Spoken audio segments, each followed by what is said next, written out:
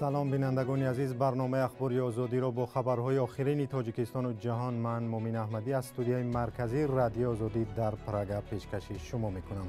امروز 6 ایول است. نگاه به چند موضوع برنامه. طالبان جسد یک نظامی تاجیک را که در ساحل دریای پنج یافتند از افغانستان به تاجیکستان انتقال دادند. شاهدان میگویند در بدنش آثار تیر بود. روسیه پس از غصب لوهانسک اوکراین با استفاده از عملیات توپخانه‌ای فراگیری را برای تصرف دونتسک آغاز کرده است. از سمرقند و بخارا تا ترکیه و دبی پس از 2 سال لغو محدودیت‌ها تاجیکان برای استراحت کجا را انتخاب می‌کنند؟ چه جوی گنده همین خودش هم درون شامل بهترین جای برای ما همین خودش نرمال نیست یه جو سرگردان شدن در کار. جسد ظاهراً یک نظامی تاجیک را که در افغانستان پیدا شد طالبان امروز به تاجیکستان دادند. جسد را روزی 6 ایول از ناحیه شیکه درواز افغانستان از کنار دریای پنج پیدا کردند. چند ساکن دهه جارفی درواز افغانستان بر رادیو آزادی گفتند در تن جسد لباس‌های نظامی متعلق به تاجیکستان است. به گفته شاهدان در قفس سینه او آثار تیر دیده می شود. مقامات تاجیک پیدا شدن جسد را تصدیق کردند ولی گفتند که شخصیتش هنوز معلوم نشده است. مقامات درواز تاجیکستان گفتند که روز 20 می تا کنون جسد غرق شده ها را در رود پنج جستجو می کنند. پیشتر خبر نشر شد که گروهی از نظامیان در راه به خاروق ناپدید شدند. چند پیش جسد یکی را از کنار رود پنج یافتند. بعد تصرف لوهانسک جنگ روسیه در دونتسک اوکراین شدت گرفته است. نیروهای روسیه روزی 5 و 6 ایول به چند شهر و محله های این قسمت اوکراین ضربه زدند. مقامات اوکراین از کشته و زخمی شدن مردم آسایشته خبر می‌دهند. آنها میگویند نیروهای روسیه به هدف به محله های اهالی نشین و زیربنیادهای غیر نظامی ضربه میزنند. روسیه این ادعا را رد میکند. همکارم کیومرث عطا گزارش می‌دهد. نیروهای روسیه روز سه‌شنبه حمله فراگیر را به منطقه دونتسک آغاز کردند و با همین جنگ 5 ماهه روسیه در اوکراین به مرحله نو وارد شد. نظامیان روسیه با هدف اشغال قلمروهای بیشتر اوکراین با تانک و توپخانه به چند شهر و محله های دونتسک ضربه زدند. از جمله در ضربه ها به فروشگاه شهر اسلاویانسک دست کم 2 نفر کشته و 7 کس زخمی شدند. از دکان فروش قسم های احتیاطی ماشین ها دود سیاه به هوا پیچید و آتش رسته و دکان های دیگری بازار را فرا گرفت. وزارت دفاع روسیه میگوید که منطقه های اهالی نشین را هدف نمیگیرد. این نهاد تاکید کرده است که برای نابود کردن نقطه های فرماندهی و توپخانه ها در دونتسک از اسلحه دقیق و هدفرس استفاده می کند. با اشغال لیسیچانسک نیروهای روسیه تمام قلمرو ولایت لوهانسک را تصرف کردند. این یکی از هدفهای اساسی نظامی مسکو بود. همکنون حربیان روسیه تلاش دارند تمام دونتسک منطقه دیگری دونباس اوکراین را اشغال کنند. روسیه از آغاز جنگ طلب داشت که اوکراین لوهانسک و دونتسک را به جدایی طلبان تحت حمایت مسکو که استقلالیت خود را اعلان کردند بسپارد. رئیس جمهور اوکراین ولادیمیر زلنسکی روز دوشنبه گفت با وجود بیرون رفتن نیروهای اوکراین از لیسیچانسک آنها مقاومت را در این منطقه ادامه می دهند و گفت که سربازان کشورش دیگر باره این ولایت را پس می گیرند. والی لوهانسک اعلان کرد که نیروهایی که از این شهری بمباران شده عقب نشینی کردند روز سه‌شنبه در دونتسک خط نو دفاع را اشغال کردند. در درگیری ها برای لوهانسک به خصوص هنگام محاصره شهرهای اطراف لیسیچانسک و سیورودونتسک هر دو جانب تلفات زیاد دادند.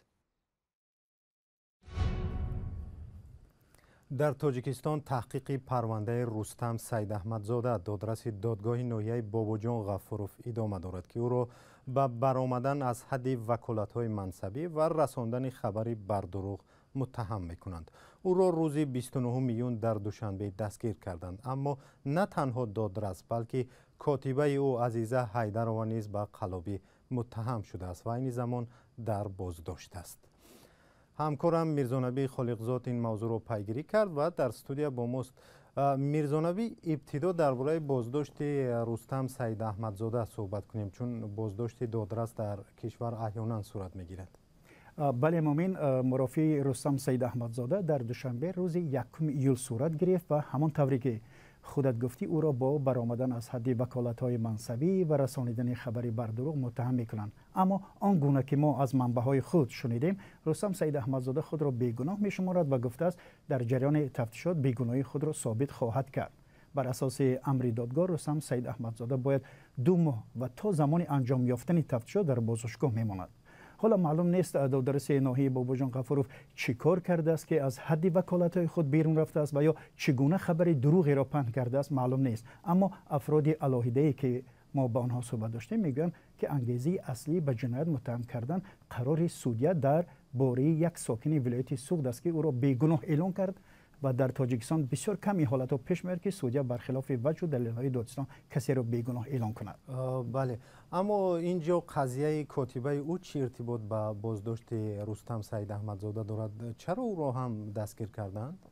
واقعا عزیزه حیدر ورا کاتبه رستم سید احمدزاده در ناحیه باباجان غفوروف قبل از او یعنی روز 10 ایون دستگیر کردن و به دوشنبه آوردن. مادرش میگه که او را به قلابی در خرید خانه متهم میکنند و ادعا دارد که مفتشان از این راه دخترش را مجبور کردند که بر ضد سید احمدزاده شهادت بدهد. گذشته از این مفتشان گویا به مادرش گفتند که عزیزه از رستم سید احمدزاده حامله است. برنا حیدر به ما گفت با دخترش در سیزا صحبت کرد و او تاکید کرد که گناه ندارد. کامکا گپ زدم همون که برو آوردم منو گفت این همه شما آبشتی رئیسم منو آوردگی من دیگه درباره به هیچ نمیدونم. میرزانبی خود مفتشان مقامات دادستانی به این ایده‌های جدی جواب دادند، آنها چی میگویند؟ ببینید مؤمن، ما هر وقت اگر پرونده جدی بود و یا ایده‌های جدی نسبت به کسی از جمله به مقامات بود، ما حتما زنگ میزنیم، تلاش میکنیم از مقامات پرسیم که تا کجا این گفته‌ها جدی هستند. اما تلاش‌های ما برای دریافت پاسخ دادستانی کل به این ادعاها و پرونده سید احمدزاده بی‌نتیجه انجامید. رستم سید احمدزاده سال 2017 دادرس دادگاه ناحیه باباجان غفوروف تعیین شد و تا کنون ما فرمان درباره از مقامش برکنار شدن او را ندیدیم که رئیس جمهور صادر میکند. از بس که دادستانی خاموشی اختیار کرده است، مادر عزیزه به عنوان رهبر تاجیکستان از جمله امام علی رحمان و رسم امام علی نامه نوشته و از او خواستند که در تحقیق عادلانه پرونده دخترش مساعدت کنند. همکارم میرزانبی خالقزاد درباره پرونده رستم سید احمدزاده دادرس ناحیه باباجان غفوروف و کاتبه او صحبت میکرد که هر دو بازداشت شدند.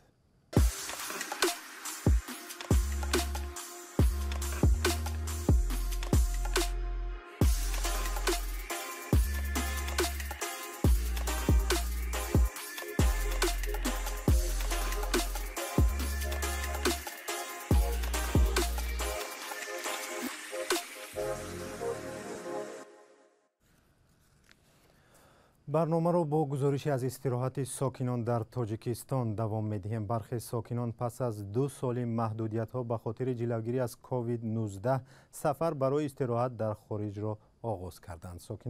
ساکنان میانه حال سمرقند و بخارا را انتخاب کردند و ثروتمندان بیشتر به ترکیه و دبی می‌روند.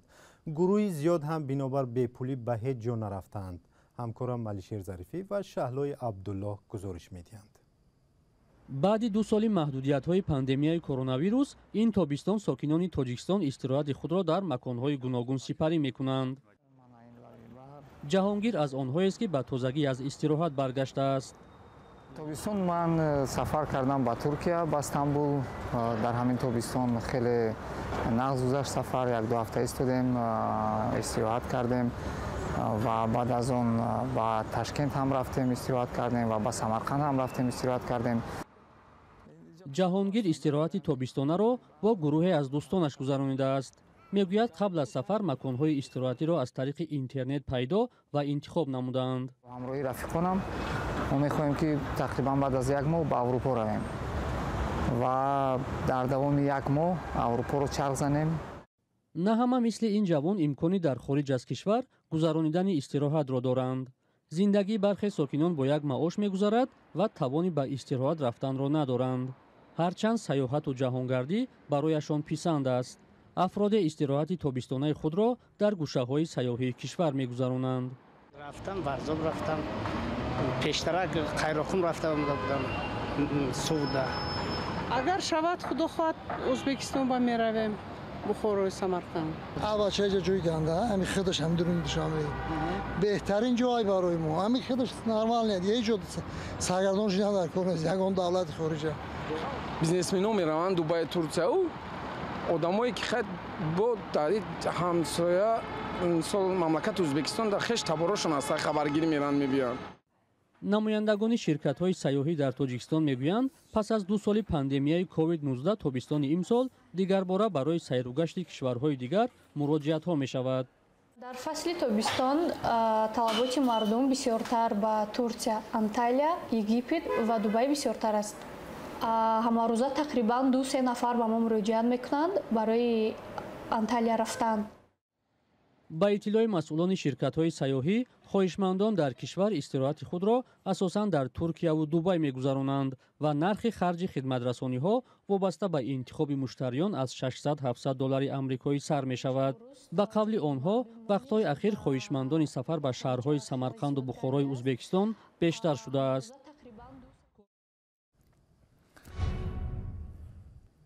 русия пас аз ҳамла ба Украина таҳти таҳрим қарор дорад ва аксари мамолики ғарбӣ содиротро ба ин кишвар манъ карданд. русия ҳоло бештар ба молу маҳсулоти кишварҳои осиёи марказӣ ниёз пайдо кардааст. дар ҳамин шароит як ширкат дар Хаталон иҷозаи содироти шарбати мева ва сабзавотро ба Русия дарёфт кардааст ва имсол бояд миллионҳо литр шарбатро ба ин кишвар фурӯшад. ҳамкорам Шаҳлои Абдулло дар бораи омодагиҳои деҳқонони хаталонӣ барои содироти маҳсулоташон ба хориҷ гузориш омода кардааст. шарбати зардолу, гелос ва шафтолу инҷо коркард ва ба зарфҳо гирифта мешавад. қарор аст он ба бозорҳои Русия содирот шавад. кормандони корхонаи коркарди меваю сабзавот дар ноҳияи Ёвон бояд сари вақт зарфҳоро пур карда барои содирот омода созанд. ин зан бояд шарбатро бо гармиаш ба зарфҳо гирад. ин корро бо эҳтиёт анҷом медиҳад. уву ҳамкоронаш имрӯзҳо серкоранд, чун мева фаровон асту кор зиёд.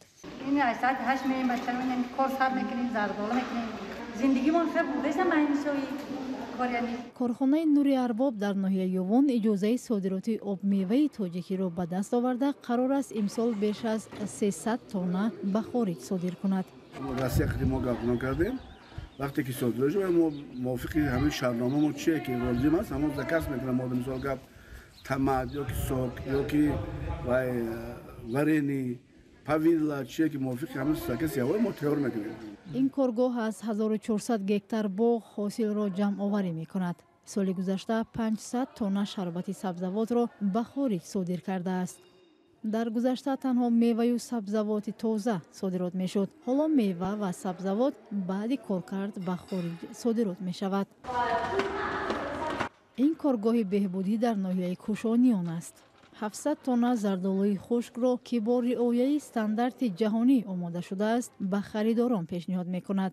маҳсулоти ин корхонаро Исфара Фуд аз Хаталон ба Хуҷанд ва ба хориҷ содир мекунад. Хаталон вилояти кишоварзӣ дар ҷануби Тоҷикистон аст ки зиёда аз 40 000 боғҳои ҳосилдеҳ дорад. содироти мева имсол беш аз 2 тонна будааст. дар маҷмӯъ 44 937 тонна мева бештар содирот шудааст. танҳо хоҷагиҳои азим метавонанд меваро ба хориҷ содирот кунанд. дар баробари содирот даҳҳо тонна меваю сабзавот ки содирот намешаванд бидуни коркард талаф меёбанд. ахбори озодӣ ба поён расид. мақолаҳои хонданӣ ва навору аксҳои дидании бештарро дар вебсайти озодӣ.орг ва саҳифаҳои радиои озодӣ дар фейсбук, инстаграм, телеграм, твиттер пайдо кунед. то дидор, худо нигаҳдор. бо барномаҳои радиои озодӣ бимонед.